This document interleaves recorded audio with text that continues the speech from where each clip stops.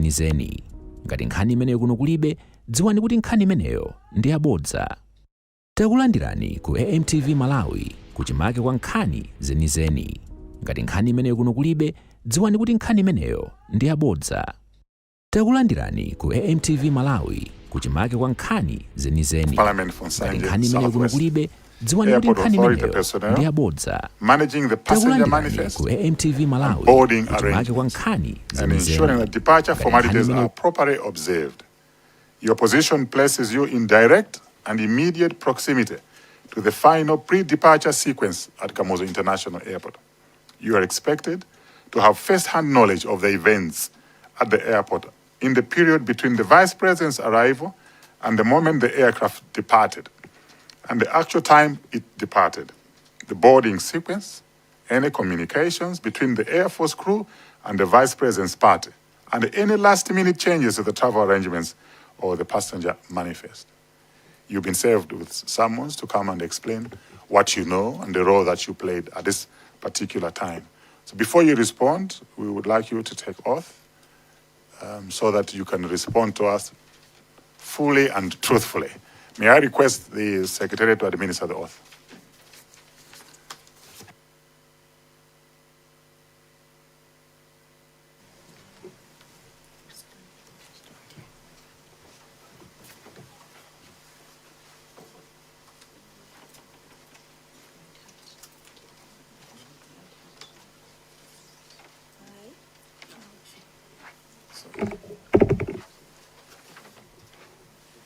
I, Grips Chimzimu, do solemnly swear by the Almighty God that the evidence I shall give shall be the truth, the whole truth, and nothing but the truth. So help me God. So help me God.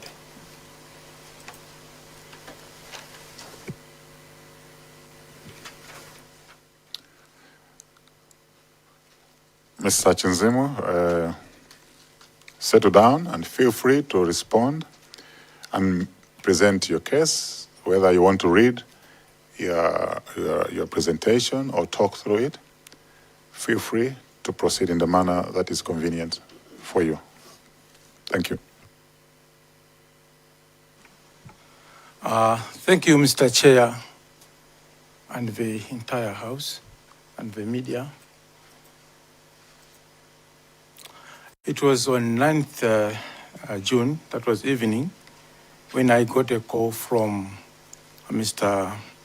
Let Abdul Lapkin, who was the Deputy Chief of Protocol in the Ministry of Foreign Affairs, that wished to get prepared for the departure of the late Vice President, Dr. Saulos Klaus Chilima. May his soul rest in peace. Mr. Lapkin went on to say that the Vice President would be traveling to Mzuzu by the Donia military aircraft in the morning of the 10th June 2024. Mama wa kutacha, that was around 6:30 about 10 June 2024. Mr. Lapkin, another imbanso, confirming that the late Vice President will indeed be traveling to Mzuzu to attend the funeral of the late Mr. Raf Kasambala in Nkata Bay. Anadzapitiliza sokunena kuti a Vice President abwerera kuchoka ku Nkata Bay tsiku lomweli chifukwa kuti amabweranso just to see off the President who was traveling abroad on the same day. Nitafika ku airport, that was around 6:30 to 7. Tinadziwitsa Mr. Alex Smenti, amene anali officer in charge pa Kamuzu International, zakuti a Vice President akhala kupita ku Mzuzu pa ndege ya Donia.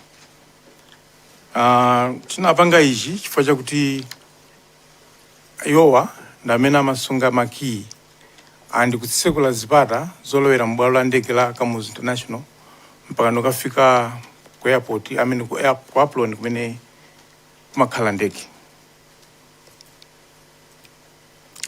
The first passenger to arrive at the airport on that day was the late Madam Shanil Muluzi, and she was followed by the late Abdul Lapkeni.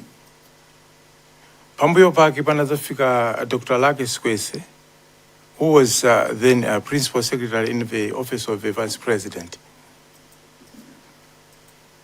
Patapita kanthawi pang'ono, the convoy of the late Vice President inafika ku airport, and it was proceeded straight to the Upload where the aircraft was positioned.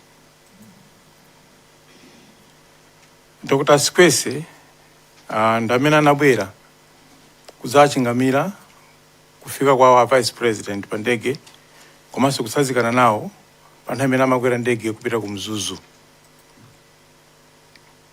Ndipo atakwera Vice President ndi anthu awo onse, ndege inanyamuka kupita ku Mzuzu, ndipo ife ngati ogwira ntchito pa airport tinabwerera kumalo kwathu pamene timagwira ntchito, kapitirizo kagwira ntchito, chifukwa chakuti tsiku lomwelinso ndimene timakonzekera kunyamuka kwa President kupita kunja.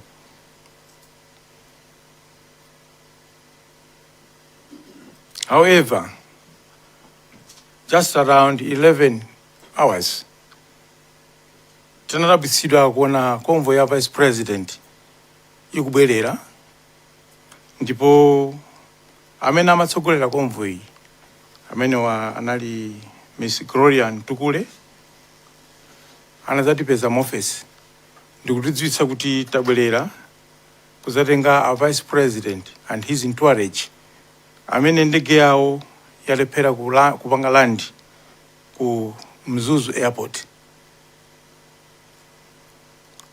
Tinakhala tikudikira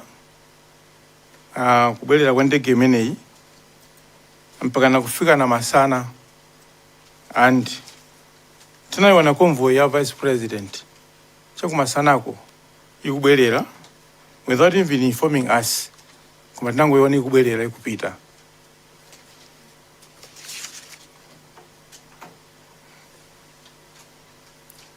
Ndi pamene timadzaona ndikumva zikulembedwa ma social media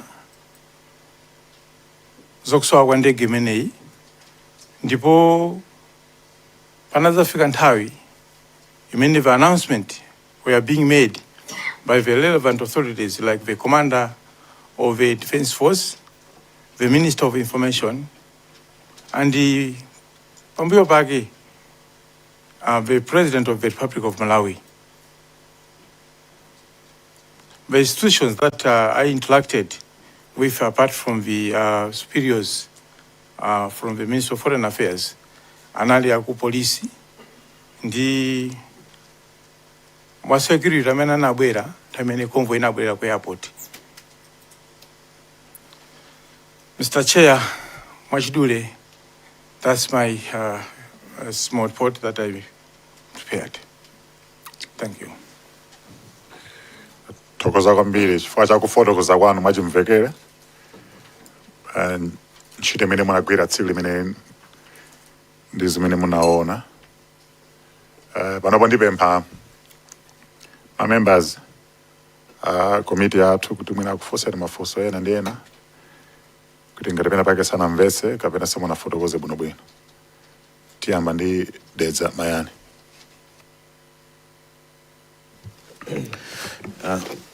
Zikoma kwambiri Chair chifukwa chotipatsa mwayi kuti tiwafunse bwanawa za mmene ntchito yawo amagwirira tsiku limeneli. Bwana Chinzimu, ndimafuna ndidziwe kuti uthenga umene munalandira kuti a Vice President akhala pa ulendo munalandira motani?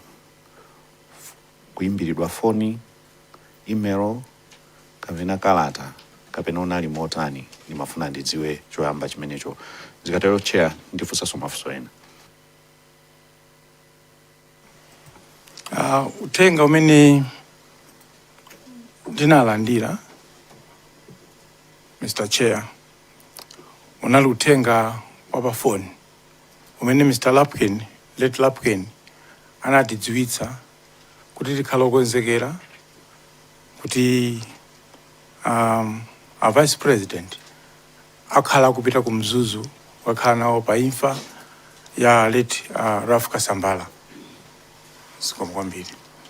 Chair, ndimafuna ndidziwe kuti kodi mmene mumalumikizirana kapena mmene munkalumikizirana pa mauthenga anu pa nkhani ya maulendo anthu akuluakulu mdziko muno, a president kapena vice president, nthawi zonse mumangogwiritsa ntchito mafoni kapenanso pali njira zina zimene tingazitsate olo zimene mumagwiritsa ntchito?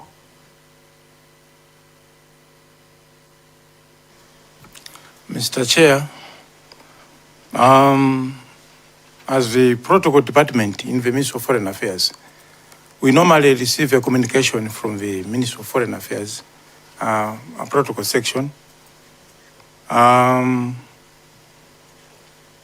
Tindi a forum imena malembapo komanso tindi ma form amene ku Foreign Affairs amapangidwa approve by the protocol department and amabwera a day before kuti ifeyo tidziwe zoti pala alendo awa amene akupita ku airport. Koma on this day ndege iyi sinali yapa commercial and ulendowu sunali woti unali woti okangati kuti unangati private trip. So Mr. Lapkin ndamana timbira phone and pena maimba phone anadzapitiriza ndikunena kuti yowaso anali mmodzi wa anthu amene akuyenda nawo limodzi na vice president. Mwanjira ina mufuna muitsimikizire komiti ino kuti ulendo umenewu ndiye kuti mapepala ndi zina zimene zimasayinidwa nthawi zonse panalibe mwayi oti zimenezo zinasayinidwa kwa munangogwiritsa ntchito mafoni? Ya kuonena mo pa mulungu chimene ndalandira kuchokera ku office kwathu ndi phone imene Mr. Lapkin as a deputy chief of protocol anandimbira usiku ndikuzandimbiranso mmawa wa tsiku limeneli kuzatitsimikizira kuti ulendowu ulipodi. Funso langa lomaliza, Chair, ndimangofuna ndidziwe ngati mbuyo munapangaponso organize maulendo anthu akuluakulu a mdziko muno popanda kulemberana makalata koma kungogwiritsa ntchito mafoni ngati mmene zinachitikira ulendo umenewu? Zikomo kwambiri, Chair.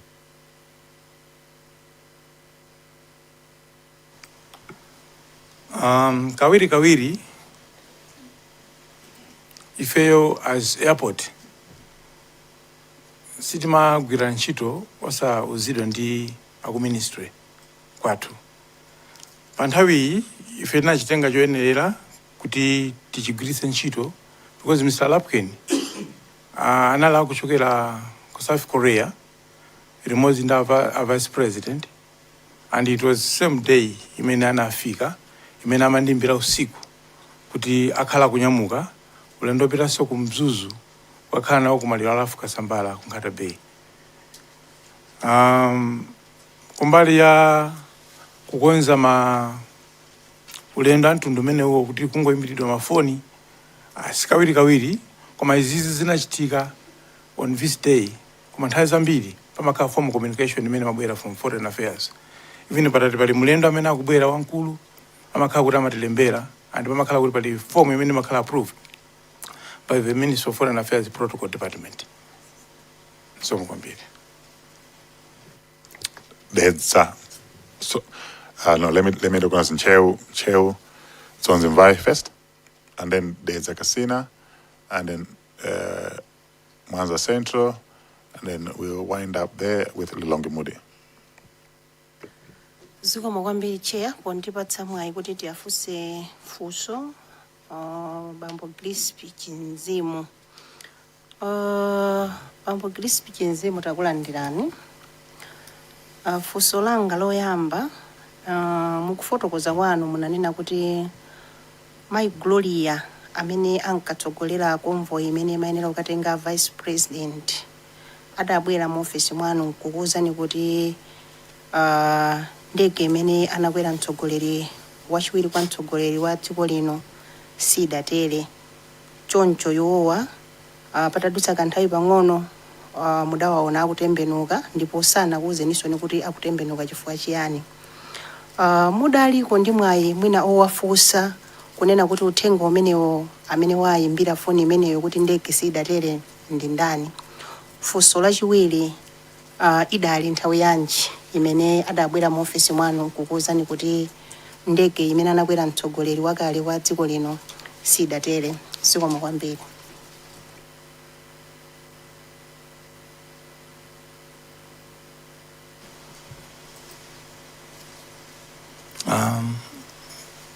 Mr. Chair,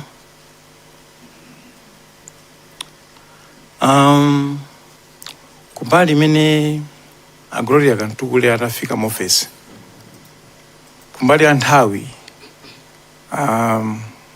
kati ndingakumbuke bwinobwino mwina inali chama past 11 to 12 imene mafika convoy, and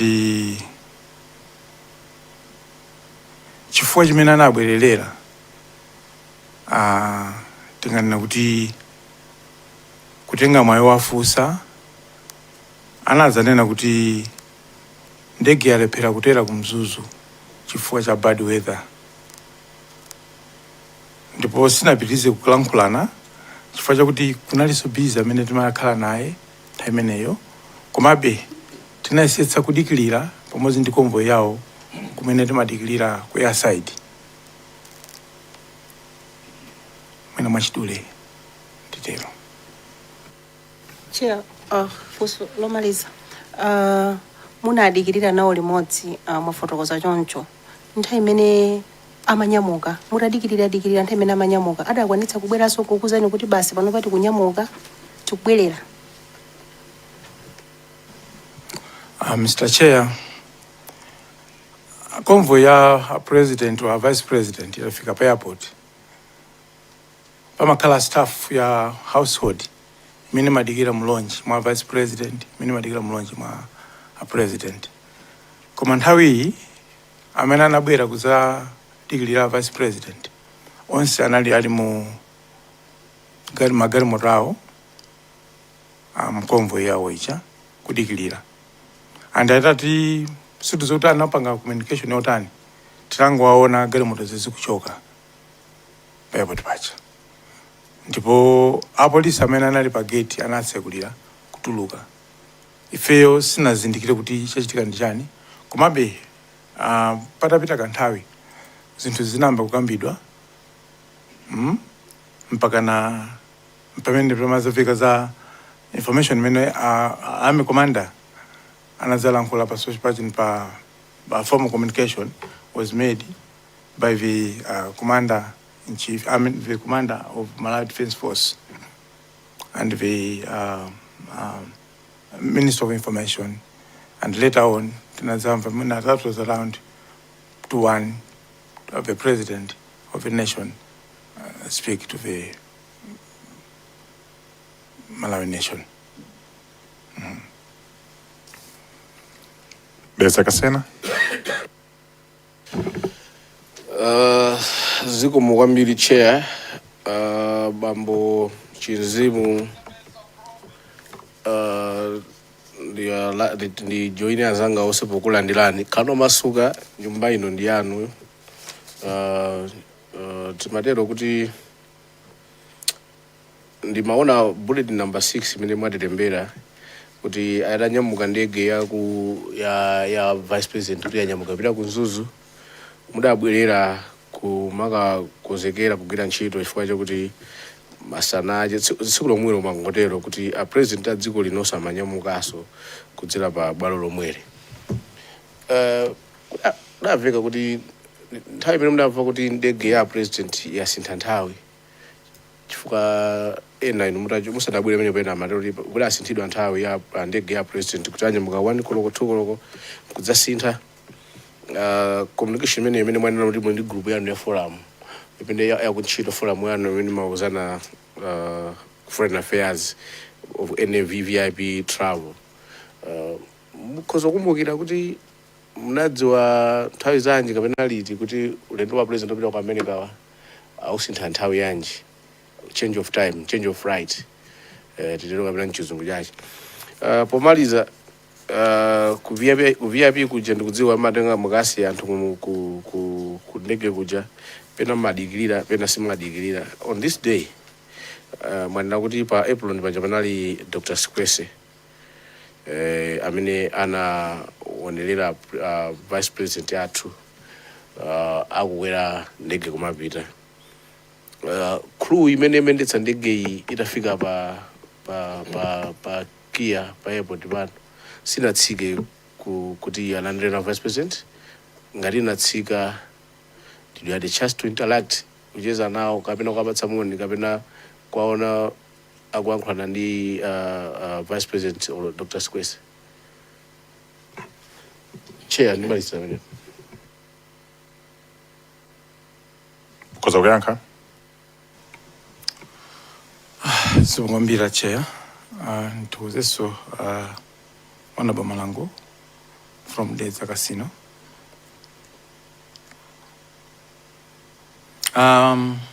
Funso loyamba munafunsa kuti tinadziwa nthawi yanji kuti ulendo wa president wasinthidwa nthawi. Pa nthawi iyi chikonzekero chonse chakukonzekera ulendo wa president kutuluka chinakonzedwa, ndipo yowa amakwera ndege ya commercial anapatsidwa ma boarding pass nakapanga china use processing of passports zinachitika mpaka na kufika na poti timayala makapeti for the guard of honor. Komano anala chief of protocol amene anadzati pangisa hodi kuti makapeti tisapitirize kuyala chifukwa ulendo wa president kuoneka kuti sutani sukhalapo pokhapokhapo atamva zotsatira za ndege imene a vice president anakwera kupita ku Mzuzu. Munafunsa za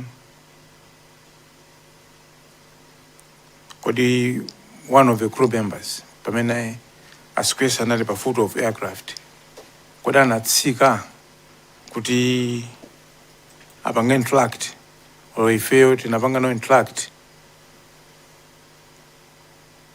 Oyendetsa ndege sanatsike koma one of the staff ngati I saw one of the ladies amene anali pansi koma ifeyo sinakhale ndi mwayi olankhula nawo koma abwana athu Lapken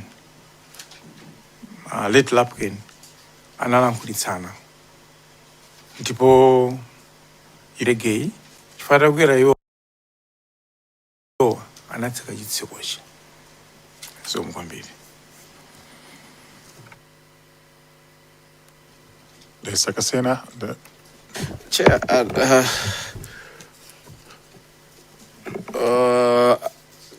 mmodzi mwa amayi amene anatsika off service kapena amayi amene wanali nawo mndegemo aku office of vice president kapena amayi amene anabwera ndege.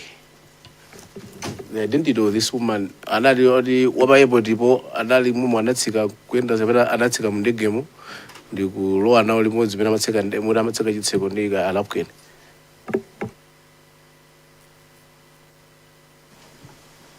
Mr. Chair, awa anali mmodzi wa mndegemo and anali mu uniform ya army ya ku air wing. Ndikuti kozolo ndi muna mai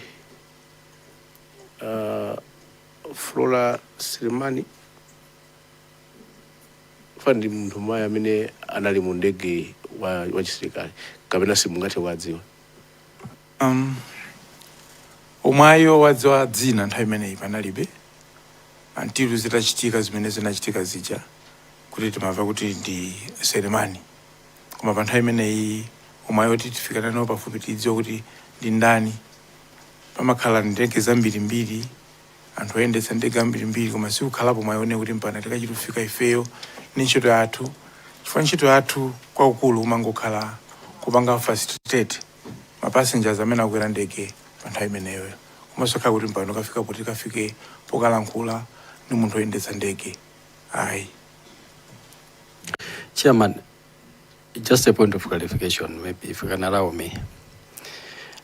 Bwana Chizimu, munanena kuti mapilot kapena pachicho oyendetsa ndege sanatsike kuti muna apase moni abwana pokwera anakhala mkati momwemo. Ndede zakasina ikufunsa kuti mzimayi uyu amene anakwera kumalizira anali ndani, chifukwa nokha mwanena kuti oyendetsa ndege ngati tikumbukira bwino anali late Sambalopa ndi amayi amene tikuatchulawo late Flora Selemani. Munati sanatsike. Ndikufuna tidziwe kuti mzimayi uyu anali ndani, ndi pamene timafuna kuti munatisazikolese paja tinati mapilot sanatsike. Ameneyo ndi ndani? I submit, Chair. Mr. Chair, ngati munandimva bwino amene mafotokozera ndalankhula zakuti kumakhala kovuta kwa ifeyo kukafunsa kwa munthu amene akuyendetsa ndege. Pamene anatsika Mayi Selemani ndege mumakhala oyendetsa ndege ngati makapteni kapilot mumakhala anthu oseva ndege. Oseva mundegewa sitachula kuti ndoyendetsa ndege amakhala mwina oseva mucheni. Kwa ifeyo timangoti kwa iyeyo ineyo ndimatenga ngati munthu kuti samayendetsa ndege koma anali munthu kuti anali ngati oseva mundegemu andi ndamene anatseka chitseko cha ndegechi pamene a Vice President anatani anakwera mundege mucha. Chairperson, ndikuona kuti apa tayamba kumvana chifukwa mwina tiphunzirabe kusogolo kuti kamacheza ndi azathu asilikali mwina sizimachitika kawiri kuti oyendetsa ndege asike akaseke chiseko. Ndiye kuti tikhuzabe cheya kuti mwina timvesesebe kusogolo kuno koma mmene tikuonera ife zikukhala ngati kuti mwina amenewa sanali oyendetsa ndege. Ziko ningomvesesa bwinobwino anatseka ndege ndi alapukeni kapena mzimayi fukwa ndikamvesesa pachiyambi munena kuti omalizira kukwera anali alapukeni ndimene anakatseka chiseko ndiye ndikumva uno kumapereko kuliso kunali mzimayi anakatseka chiseko kutango panga ni clarify bwinobwino anatseka omalizira kulowa ndani anatseka chiseko ndani mzimayi ankapanga bwanji ankapanga chani muna mutango fotokoza bwinobwino kuti timvetsese bwinobwino. Mr. Chair, Mr. Lapkin analomaliza kukwera ndege ngati ma passengers then oyendetsa ndege anali ndi ntchito imene amagwira pa ground ipa amene anatseka ndegeyo anali ndi ntchito imene amagwira pa ground ipa ndege ija chifukwa choti mwina sitingakambe zambiri za ndege kuti makhala bwanji koma timaona kumakhala kuli zimabloko kutsogolo kwa ndegeko. Iyeyo ntchito yake anachotsa zimablokos kuzika muhodi mwa ndege. Atachoka pamenepo panati mastay apapa tokwerera pa ndegepa anachotsa timene titi nkuika muhodi mwa ndegemo. Kenako iyeyo ofukuza anali atakwera kale atachotsa kaujenika anatenga chitseko cha ndege ndikutani ndikutseka.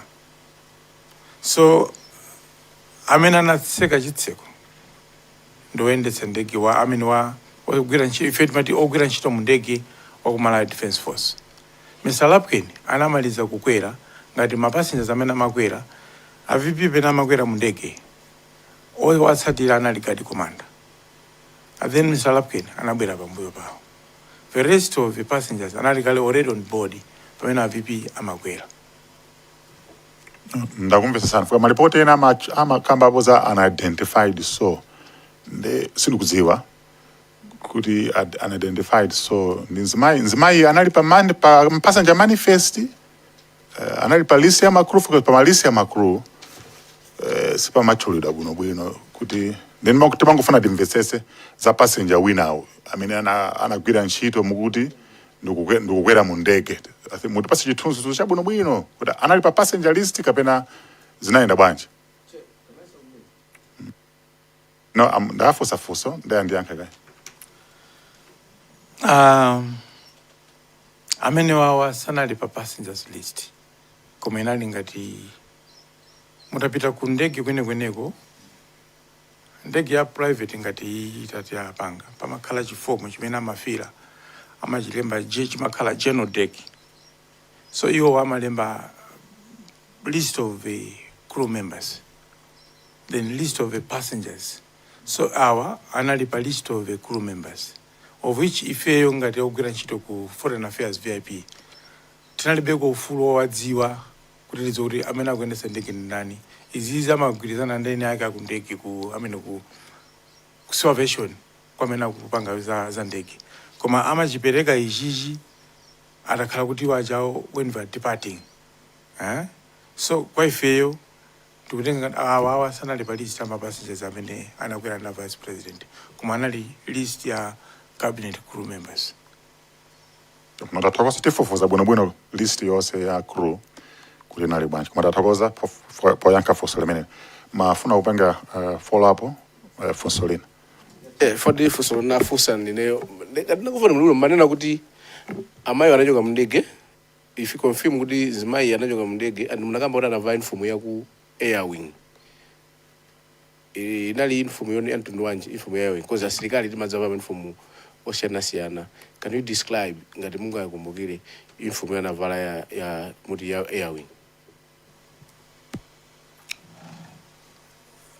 Thank you, Mr. Chair. Anavala uniform ya blue, that's the shirt, and the skirt ya blue. Di ballet wake mutu mwakemo. Chimene chinatidziwitsa kuti ifeyo tidziwe kuti uyuyu anali msitikali ogwira ntchito mutimo ogwira ntchito mundegemo. Mwanza Central. Thank you very much, Chair. Mangofuna ndidziwe kuti ku VIP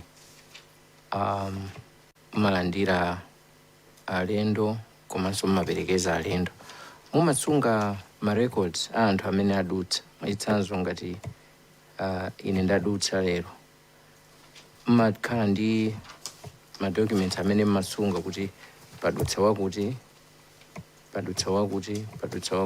makhala nazo zimenezo ziko.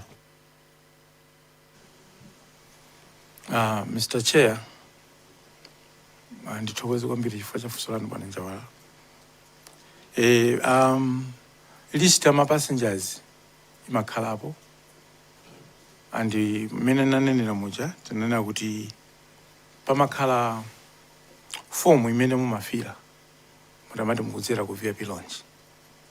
So ndikuchokera pa form yomweyi imene ifeyo tili ndi desk diary imene timalembamo ma passengers onse wodzera ku VIP lounge per that day. So mukwambiri.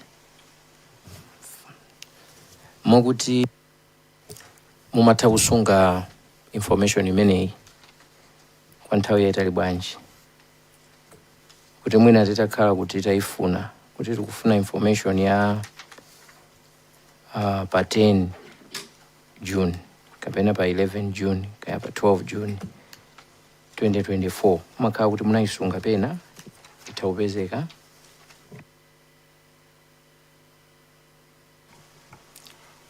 Thank you, Mr. Chair. Ndimene ulendo uwu unapangikira kuti Mr. Lapkin anazatimbira phone usiku. For even number of the passengers amene amakwera mundege ifeyo sitinaidziwe. Sorry Chair, ndikuona ngati funso ndilika yangu. Ndikupita konko. Omwalidziwa bwinobwino funso ndafunsa. Okay, thanks. Sinalidziwe, I mean, number of people amene anakwera, even number of a list of the names yanthu amene amakwera amene anadziwa nala Lapkin ndi Mr. maybe the Air Force crew members. Mudabwera kuti muzafuse zanthu amene anaenda pa 10 mwina amene onse akweza kupezeka, and including even the names ya awawa amene anakwera mu ndege nda vice president, koma kawiri itakhala ngati entourage ya a vice president ndi anthu ena mwina akhoza kupezeka, mwina ndi a vice president koma the other members of entourage yawo silembedwa, chifukwa chokuti timapanga observe kwambiri za amene akwera akuluwo. Yes. Chabwino. Ayi, funso langa linali osati za awana akwera mu ndege iyi, koma matanthauza kuti passengers amene amadutsa ku VIP tsiku lina lililonse, osati kumbali ya awawa, komano tsiku lina lililonse, kuti kodi komiti itakhala kuti mwina yakupemphani kuti tatipatsani list ya anthu amene anadutsa mwezi wa June 2024 ku VIP, mutha kukhala nayo kutuluka ndi kulowa. Chimene ndimafunsa ndi chimene chocho. Diary tili nayo, and I'm sure kuti amene amakhala kuti apanga book through foreign affairs, even ku foreign affairs iku list yo imapezeka anthu amene ali nawo book la mabookings a VIP.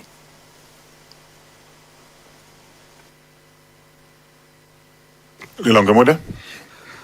Thank you so much, Honorable Chairperson. Funso langa losavuta iyayi achinzimu, ndikufuna mungonditsimikizira chifukwa chonena kuti ndikufuna ndikuyamikeni kuti mwatipatsa tikhoza kuti information ya nyowani imene sitinayimveko mbuyo monsemu mmene tinayambira kulankhula ndi anthu kunena kuti ma 11 koloko convoy ya vice president idabwerera kuti ukatenga a vice president kuchokera ku Mzuzu kuti alephera kutera. Nde mwalemba dzina la Miss Gloria Ntukule, nde ndikufuna kuti mungonditsimikizira kuti kodi ndi Gloria Kantukule emweyi wa ku office ya vice president, because paliso list na imene yulemba Gloria Kantukule imene anatipatsa APS aku office ya vice president, ndenu malemba kuti Gloria Ntukule. Ndenu ufuna ndingodziwa kuti ndiye mweyo kapena ndi wina, chifukwa chonena kuti tikuyenera mwina nthawi ina yake tidzalankhule naye. Zikomo kwambiri che.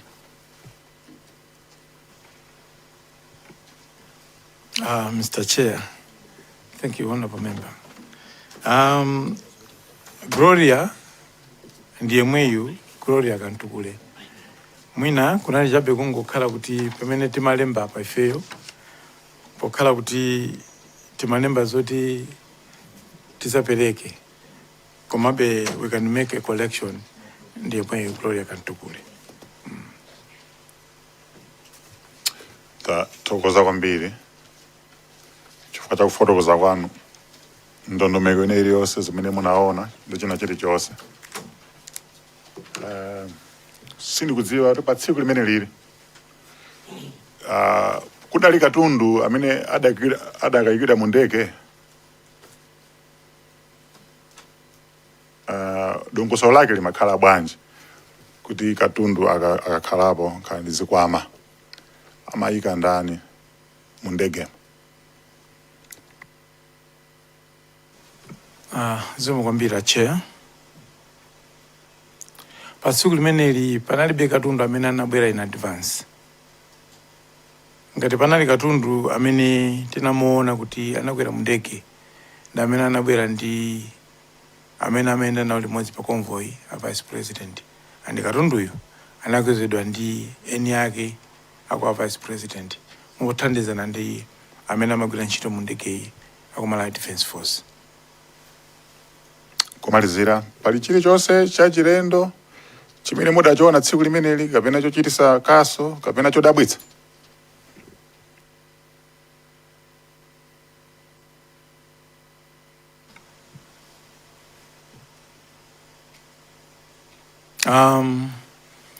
Mr. Chair, titati tinene kuti panali china chake chochititsa kanso panalibe. Chachilendo kumva kuti ndege ikubwerera kuchoka ku Mzuzu yakanika kutera chifukwa cha mwina bad weather sachilendo. Takati kupanga save ndege za commercial airport paja imatheka ndege kuti kupita ku Blantyre ukapeza kuti ikubwerera kuti alephera kupanga land ku Chileka kuna kuti ndege ikubwerera. Titamva kuti ndege iyi ikubwerera pa nthawi imeneyi kwa ifeyo titangoona ngati kuti ndimene zimakhala kuti ndege itakha kuti apanga kuti alephera kupanga land imatha kubwerera. Zikomo kwambiri. Nathokoza kwambiri. Tikufuna timalizise mafunso ndikuona be manja mwina tingopereka mpata omalizira kuti tifuse mafunso koma tisatalikise nkhani. Zomba Thondwe kenako Dedza Mayani nditimalizira ni nkhani pano. Zongwambi chair. Nimafuna bwana Grips mwindi zina lao imba zina la bwino kwambiri. Grips Chinzimu. Mungu ndisimikizira munanena kale koma nafuna Mungu tsimikiza kuti katundu amene amakakwera mu ndegeyo panalibe katundu amene anabwera in advance. Katundu yense anabwera nthawi imene anabwera vice president. Komanso anapita straight ku ndege. Ndimafuna mwina chifukwa cha nature yawo VVIP Mungu ayisimikizira nyumba kuti katundu ameneyo sanaduse pa scanning machine. Si choncho? Chair, katundu ameneyo analowa mu Aplon kudzera magari morawo akwa vice president. Zikomo mbere. Chair, zikomo kwambiri pondipatsa somo iwina kuti ndifuse funso. Ndimati ndidziwe ndinachita chidwi pamene munadzanena za wamkulu amene amasunga maki aku VVIP kapena VIP. Munati paja ndi wa department yanje?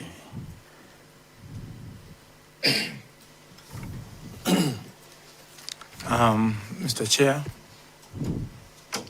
Mr. Alex Simenti, another officer in charge of police, Pakamuzi International, panthawi imeneyi. Okay, ndiye ndimafuna ndidziwe kuti kodi mwini wake wa maofesi a VVIP kapena kuti udindo kapena eni yake a department imeneja oti amasunga ma records ndi zina ndi apolisiwa kapena Minister of Foreign Affairs. Ndimafuna ndidziwe. Zikomo kwambiri Chair. Maki awa tikunena pano ndi maki a zipata zolowera mu airside. Ndi ulamuliro wotsakula mu zipata za airside sungakhale ndi ifeyo a Foreign Affairs. Umakhala ndi azathu amene amayang'ana za security pa airport. Mondi maki awawa akuzokhala kuti ali ndi ifeyo ku VIP lounge. Koma amene amagwiritsa ntchito si ifeyo kuti titsakule mageti. Amatsakula ndi apolisi amene ali eni yake oyang'ana za chitetezo pa airport. Chair, komaliza ndimangofuna ndidziwe kuti titati tikufuna amene akusunga record ya olowa ndi kutuluka ku VIP lounge. Tifuse a polisi kapena tifuse a Foreign Affairs. Zikomo kwambiri Chair. Mr. Chair, mutafuna kudziwa olowa ndi kutuluka ku VIP lounge. We are talking of through the VIP lounge mkati mocha. Fusana ku Foreign Affairs. Koma ngati mufuna kuti mudziwe kuti kuti anadzera pa chipata ichi ndani chinatsakulira tsiku lakati mutakafunsa ku Foreign Affairs nkuti mukakhala kuti mwasochera. Koma mutakafunsa polisi akakuwuzani funda amene amakhala ndi maki yotsakula zipata zimenezo. Zikomo kwambiri.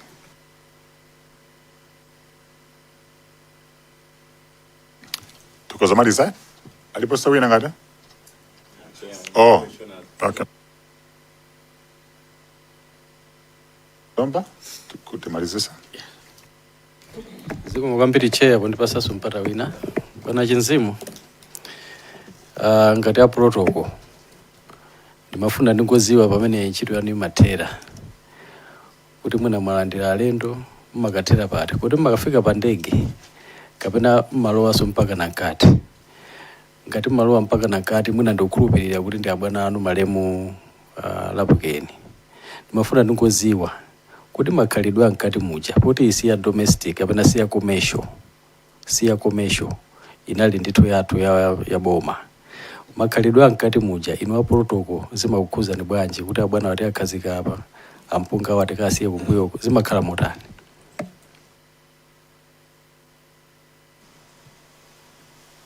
Zikomo kwambiri chair.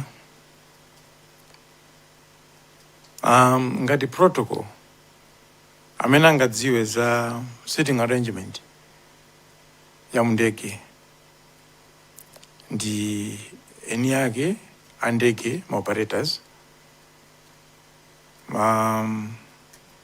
The chief of protocol or deputy chief of protocol akhoza kupita wangopanga check nawo amene apangira ngati pali ma changes amene sitting arrangement akuifuna kuti ikhalire pa nthawi imeneyo ya chief of protocol ali nawo ufulu wapempha ndege kuti akonze sitting allocation yoyenerera ngati pa nthawiyo ikufuna kuti ikonzedwe. Zikomo kwambiri. Tithokoze nthawi yanu. Mr. Chinzimu. Mariyanka ntimano uli mmalo mwapanga za protocol ya. Thokozeni kwa basi. Fakacha protocol yanu yakayankhidwe mafunso anu. Amasa mudasankha kuti mtundu wa Malawi umve zonse mwachuchuchu muchichewa. Ndetu kuthokozeni fakacha nthawi yanu tamandika. Ngati pali mawu ena omalizira mukuzotera nkhula kapena kuti sazika. Mene pali china chimene simunayankhule chimene mukanafuna kuti mtsogolo muno ziziyenda bwino. Zikomo kwambiri.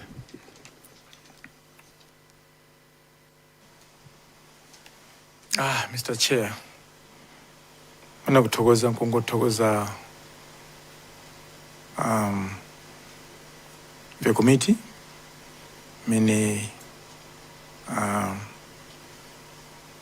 mwambo athu ofunsa mafunso wayendera andi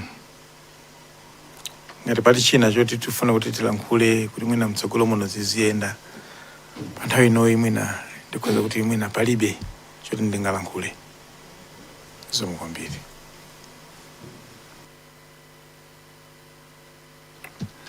Tathokoza kwambiri mukhoza kunyamuka kumapita komanso kwadziwitsa Malawi kuti mandate ilipo muno kupitiriza ma inquiry athu kudziwa kuti akhala akupanga follow zonse ndetu ngamemisanso kuti tizakhale limodzi koma mbuye akhale nanu. Ngati nkhani imeneyo kuno kulibe dziwani kuti nkhani imeneyo ndi yabodza. Takulandirani ku AMTV Malawi kuchimake kwa nkhani zenizeni. Ngati nkhani